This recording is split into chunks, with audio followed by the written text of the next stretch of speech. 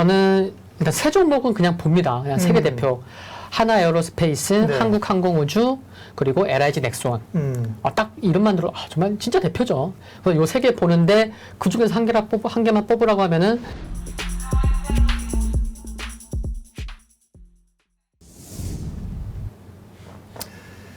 경기는 어려워도 금리는 올라도 뭐 돌파구로 있다. 그 돌파구 유망 섹터 종목 이야기 레몬리서치 이상엽 이사님이랑 하고 있는데 다음도 굉장히 관심이 갑니다. 방산하고 폐배터리 분야를 준비를 해 오셨는데요. 일단 뭐 폐배터리 고민이 많아요. 좋다 그래서 엄청 올랐다가 주가가 좀 조정이거든요. 네네. 방산 얘기부터 하면 방산도 마찬가지예요. 방산도 뭐 엄청 기대감은 많은데 실제로 기대감이 반영되면서 수출 계약을 하고 뭐 이렇게 뉴스가 모멘텀이 나오니까 약간 좀 갈 길을 잃은 거 아닌가 주가는 네네. 그런 생각이 드는데 어떻게 봐야 됩니까? 네, 방산부터 좀 말씀을 드리면요. 먼저 네. 흐름 좀 말씀을 드리면 일단 많이 올라왔었고 또 조금 빨리 생각하셨던 분들은 조금 흐름 보니까 방산만이 아니고 태조 이방원 내에서도 조금 흔들리는 것 아니야? 흔들릴 수도 있는 것 아니야? 그럴 때 전반적으로 좀 이렇게 무너지기도 했었죠. 그래서 그래, 태조 이방원도 이제 조금 생각보다 빨리 조금 이런 조정이 왔구나 라고 이제 볼 수가 있었는데 최근에 좀 이렇게 증권사에서도 이렇게 태조 이방원 내에서도 목표가 이렇게 리포트 나오는 거를 보면은 네. 방산 쪽 관련된 기업들은 목표가가 오히려 좀 더 높이는 네, 그런 흐름도 좀 볼 수가 있는 것 같고 정말 나는 이렇게 뭐 단기적으로 워낙 또 많이 올라왔으니까 많은 분들이 좀 이렇게 환호를 보였는데 나는 언제든지 나는 방산을 짧게 보기도 했지만 나는 솔직히 길게 봤어. 앞으로 정말 오래 흐르면 정말 중요하잖아. 그렇게 본 분들 입장에서는 조금 고점 대비해서 많이 좀 하락하기도 했지만 뭐 여유가 또 있으신 분들도 적지 않을까. 그러니까 많지 않을까 그런 생각을 해볼 수 있는 거고.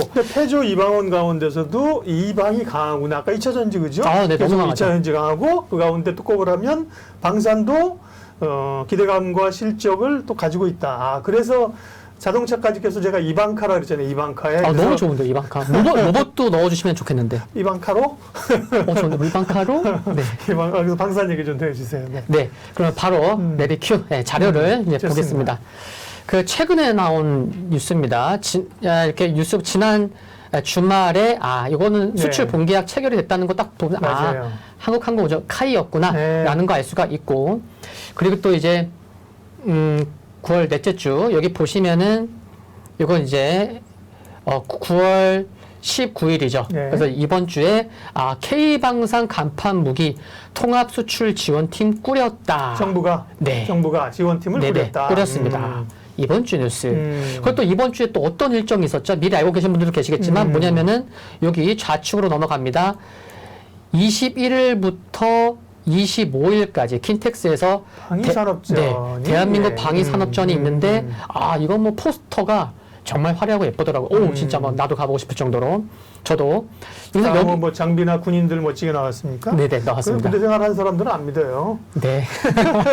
군인들 뭐 그걸 제가 갖고 나왔습니다. 그 군인들 이렇게 막 그 리크루트 할 때 보면 탁뭐 입고 멋있게 나오는데 군대 생활 해본 사람들은 고생하는 거 알죠. 딴 얘기 했습니다. 가시죠. 예. 네. 그래서 여기 방위산업전에 슬로바키아 사절단을 포함해서 국방부의 대표를 보내겠다는 나라가 무려 30개국이다. 30개국에 이를 정도로 합니다. 그 폴란드 쪽에 이어서 이제 유럽 슬로바키아나 이제 유럽 쪽으로의 수출 기회가 역시 많다. 네. 근데 이거를 보면은 이제 지금 뭐 러우뿐만이 아니고요. 네. 지금 글로벌하기에 그 지정학적 리스크가 확대가 되고 있는 상황이긴 하죠. 우리나라도 어떻게 될지 몰라. 대만도 그렇고. 그렇죠. 지금 뭐 안보 관련된 이슈는 정말 많잖아요. 그렇죠? 뭐 곡물 안보, 자원 안보, 에너지 안보 전반적으로 그게 다 안보잖아요. 네. 그렇기 때문에 이 방산 쪽에 이런 거고 또 9월 말에 또 어떤 이슈도 있냐면은 말레이시아에서도 이달 말에 FA50 우선 협상 대상자 선정 소식 가능성도 지금 또 거론되고 있습니다. 또 한 가지 또 뭐가 있냐. 오른쪽 보시면은 또 이번 달 말이에요. 이번 달 말이 많은 거죠. 호주 우선 협상자 선정 전망 이와 같은 소식도 있습니다. 그래서 뭔데 거기는 장갑차예요? 네네. 예. 여기 이제 호주 시장을 겨냥해서 개발된 장갑차 레드백이 있는데 하나 디펜스예요. 하나 에어로스페이스가 최근에 움직일 때 거의 대장주 성격을 갖고 있었잖아요. 그렇죠. 그럼 만약에 이게 되면은 레드백 선정 시한 460여 대, 한 최소한 50억 달러 규모, 6조 이상의 규모인데 만약에 이게 성사가 된다고 하면 또 예, 또 방산 관련주들 이렇게 지금 이슈가 정말 많고 그러면은 여기 30개국이 이른다고 하는데 이게 진짜 예를 들어서 10월일지 11월일지 모르지만 뭐 연말 이렇게 계속 시간이 가면서 뭔가 이렇게 호재성 뉴스가 나온다고 하면은 방산 관련주들은 진짜 예, 빠지면 오히려 또 사야 되는 거 아니야? 물론 시장의 흐름도 봐야 되겠지만 네. 그래서 이 방산주는 최근의 조정이 물론 또 지나봐야 그때가 진짜 또 사야 되는 타이밍이었구나 이렇게 좀 확인이 되겠지만 이런 흐름과 또 전반적인 큰 흐름을 봤을 때는 방산주는 그래 계속 좀 중기적인 관점에서도 봐야 되는 거 아니야? 이런 생각도 동의해요. 네, 저도요. 동의한다고. 왜냐하면 네, 진짜로요. 네. 근데 수주라고 하는 게 이제 결국 이런 수주 산업들은 수주를 많이 받아야 되는데 수주가 지속적으로 나오느냐가 중요한 거잖아요. 그렇죠. 지금 매출 안 찍혀도 됩니다. 그렇죠. 그러니까. 나와요. 근데 그 수주를 받더라도 이게 굉장히 띄엄띄엄 한 번 받고 나서 뭐 5년, 10년 손가락 빨고 있으면 이게 네네. 어렵다는 거거든요. 그러니까 네네. 그런 수주가 이제 그런 게 어려운 건데 보면 예를 들면 뭐 원전을 나쁘다는 게 아니라 원전 같은 경우도 뭐 원전을 그냥 계속 팍팍팍팍 짓는 건 아니잖아요. 그죠? 네. 그런데 참 비교가 되네요. 나쁘다는 건 아니에요. 그런데 네네. 방산 같은 경우는 지금 우리가 뭐 아까 지금 원래 했던 데가 폴란드였나요? 지금 네, 폴란드 얘기가 정말 많이 나왔죠. 네, 근데 뭐 계속 유럽의 국가들이나 이런 데는 앞으로도 사줄 손님들이 꽤 많이 있다, 그죠? 네. 그러면 잭팟이 터질 수 있게 있을 수 있기 때문에 그런 기대감들이나 실적이 남아 있다. 방산은 계속 봐야 된다. 그러면 방산 관련주 가운데 사실 주가는 많이 올라 있고 조정도 좀 받은 상태인데요. 방산 관련주 가운데 그러면 뭘 보지? 그게 관심사 아니겠습니까? 네, 그래서 저는 일단 세 종목은 그냥 봅니다. 그냥 세계 대표. 하나 에어로스페이스, 네. 한국항공우주, 그리고 LIG 넥스원. 딱 이름만 들어 정말 진짜 대표죠. 그래서 요 세 개 보는데 그 중에서 한 개만 뽑으라고 하면은 전 하나 에어로스페이스를 뽑죠. 그래서 하나 그룹의 재편은 하나 에어로스페이스를 위해 했다고 얘기했을 정도로 그런 온몸의 수혜를 하나 에어로스페이스가 받는다고 생각을 하거든요. 그래서 하나 에어로스페이스를 대표적으로 보고 그거 포함해서 이제 세 개를 보고 있습니다. 현대로템은 빠져 있습니다. 일단 빠져 있고. 네네네. 하나 에어로스페이스 그다음에 한국항공우주, LIG 넥스원. 네, 근데 이제 성향에 따라서 LIG 넥스원을 빼는 분은 현대로템을 넣을 수도 있겠죠. 그런 건 있을 수 있을 것 같아요. 탱크를 좋아하면 로템을 넣고 미사일을 좋아하면 맞습니다. LIG 넥스원 넣는 거예요? 네, 현대로템 말씀하시니까 네. 그래서 제 성향은 LIG인가 보죠. 하여튼 그래서 현대로템도 근데 거기서 성향 문제인 것 같습니다. 그러면 이제 한화에서 뭐죠? 전차, 네네. 자주포 이런 게 이제 에어로스페이스에 사는 거예요?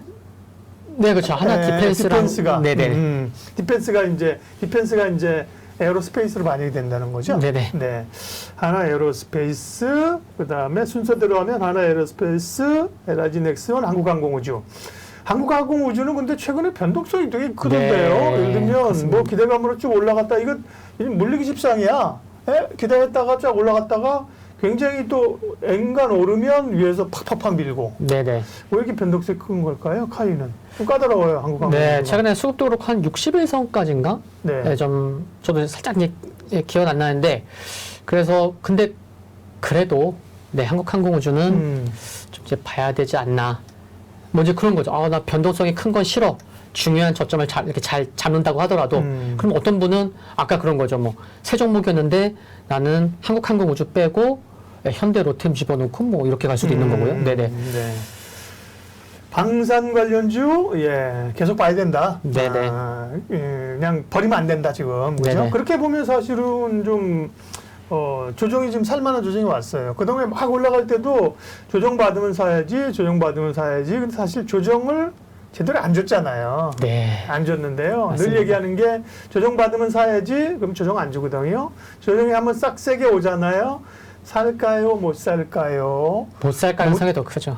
못 살 가능성이 높다니까요. 더 떨어질 것 같아서 더 싸게 사고 싶으니까. 네. 그런 점에서는 방산주들은 보면 좀 물론 이제 변동성도 있지만 살 수 있는 기회들이 가격 조정을 좀 주고 있습니다. 방산 얘기했고요. 그 다음에 이제 폐배터리인데